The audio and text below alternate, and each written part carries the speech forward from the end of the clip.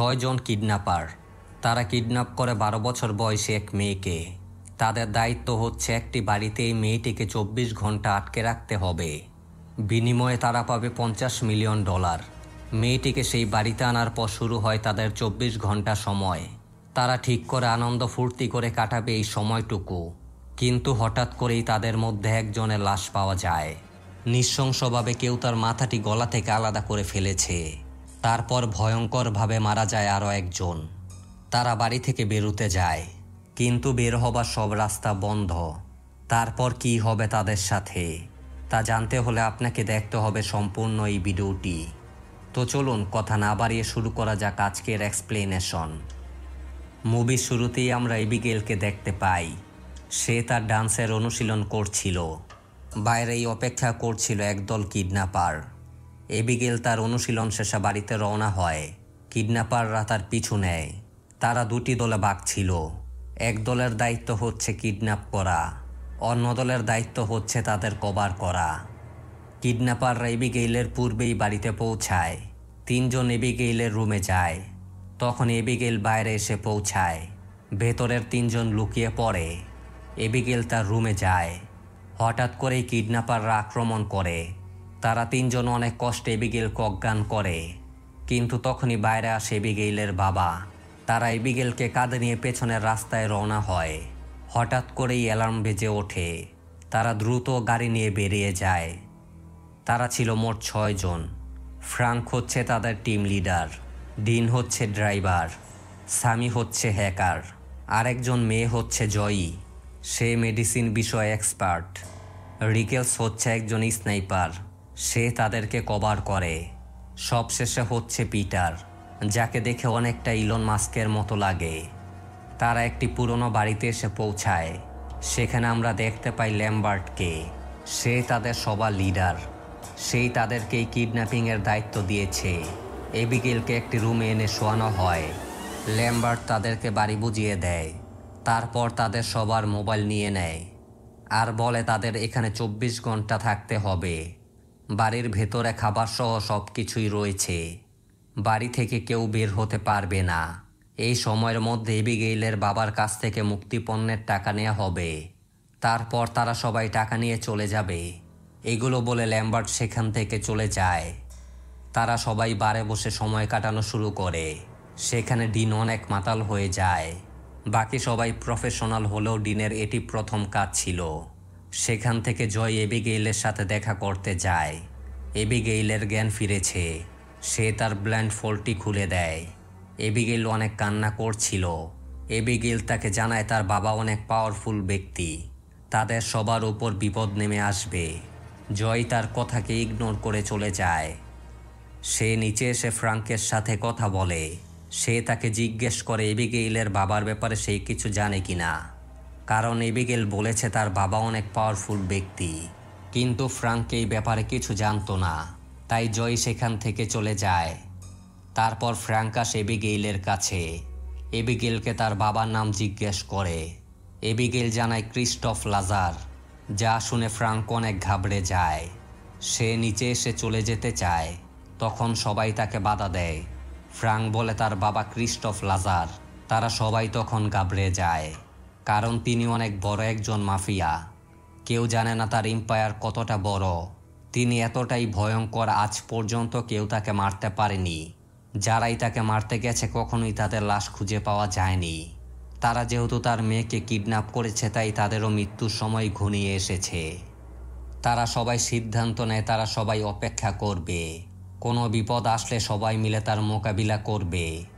রিকেলস তার পজিশনে যায় বাইরে নজর রাখার জন্য, আর বাকিরা ঘরের ভেতর নজর রাখছিল। ডিন সিগারেট জ্বালিয়ে নিচে যায়। সে একটি পুরনো পেইন্টিং দেখতে পায়, যার মধ্যে ছিল এবিগেইল। সেখান থেকে সে যায় কিচেনে। তার পেছনে দরজাটি খুলে যায়। সে এগিয়ে যায় সেদিকে। হঠাৎ করেই কেউ তাকে টেনে ধরে। উপর থেকে সামি তার চিৎকার শুনতে পায়। সামি নিচে আসে। কিচেনে দেখতে পায় ডিনকে। তার কাছে যেতেই ডিনের মাথাটি খুলে তার হাতে চলে আসে। সামির চিৎকার শুনে পিটারের ঘুম ভেঙে যায়। সে নিচে আসে, দেখতে পায় ডিনকে। এই ঘটনার পর তারা সবাই ঘাবড়ে যায়। তারা বুঝতে পারে ক্রিস্টোফ লাজারের কোনো লোক বাড়ির ভেতরে চলে এসেছে। তারা চেক করার জন্য এবিগেইলের রুমে যায়। এবিগেইল সেখানেই ছিল, অর্থাৎ সেই হিটম্যান বাড়ির অন্য কোথাও রয়েছে। রিকেলস ভয় পেয়ে চলে যাওয়া শুরু করে, কিন্তু দরজাটি লক করা ছিল।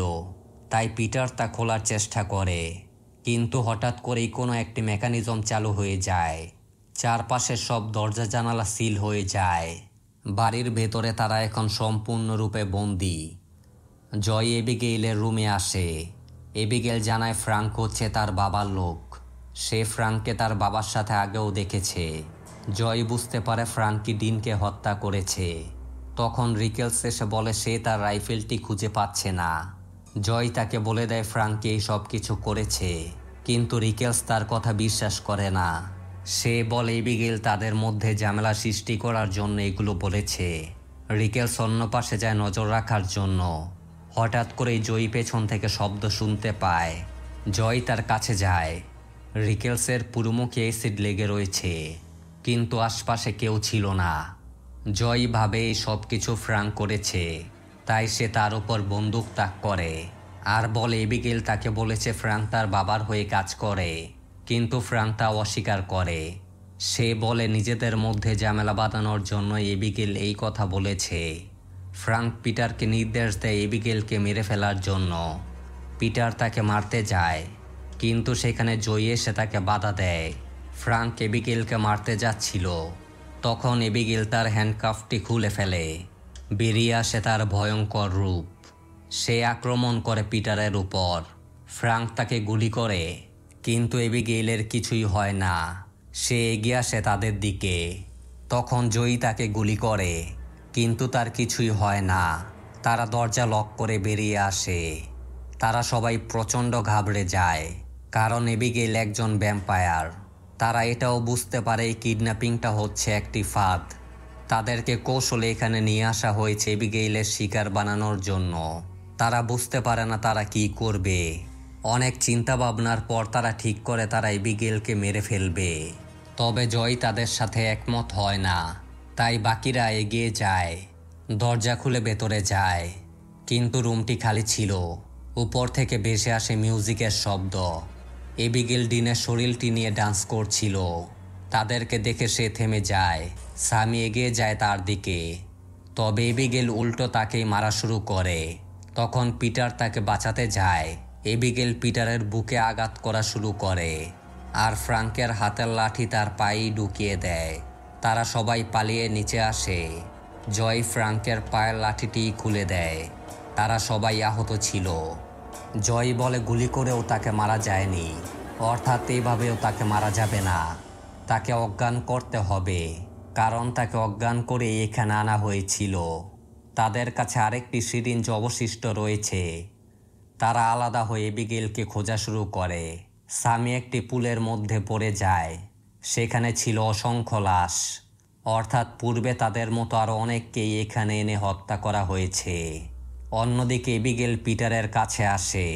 পিটার ভয়ে দৌড় দেয়। এবিগেল তার পিছু করছিল। পিটার সিঁড়ি থেকে পড়ে যায়। তখন সেখানে আসে ফ্রাঙ্ক। এবিগেল তার উপর আক্রমণ করে। তারা সবাই সেখানে ছিল। এবিগেল ফ্রাঙ্ককে চেপে ধরে। স্বামী তাকে বাঁচাতে যায়। তখন এবিগেল তার হাতে কামড় দেয়। তারপর আবার ফ্রাঙ্ককে ধরে। পিটার এসে তাকে চেপে ধরে। জয় সিরিঞ্জটি পুশ করে। এবিগেল ধীরে ধীরে অজ্ঞান হয়ে যায়। তারপর এবিগেইলের জ্ঞান ফেরে। তাকে এলিভেটরের লোহার খাঁচায় বন্দি করা হয়েছে।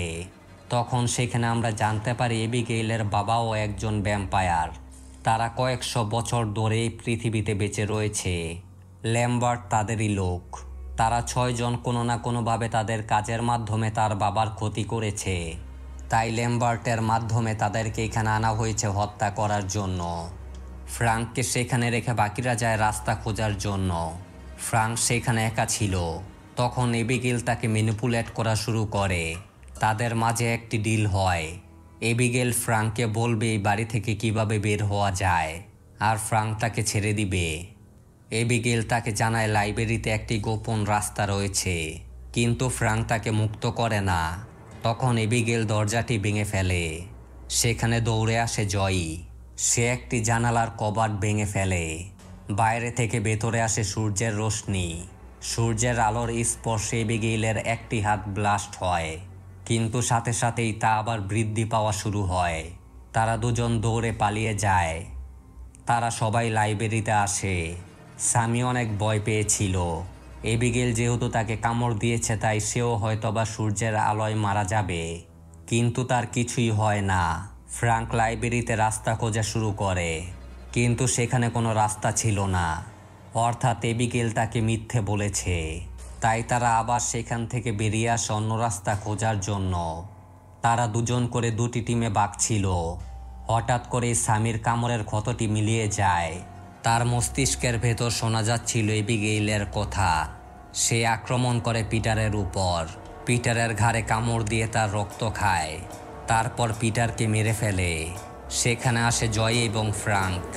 স্যামি তাদেরকে তাড়া করে। সে যখনই তাদের মারতে যাবে, জয় একটি ট্রের সাহায্যে তার দিকে রোশনি দেয়। স্যামির শরীরটি ব্লাস্ট হয়। তার ছিন্ন ভিন্ন দেহটি চারপাশে ছড়িয়ে যায়।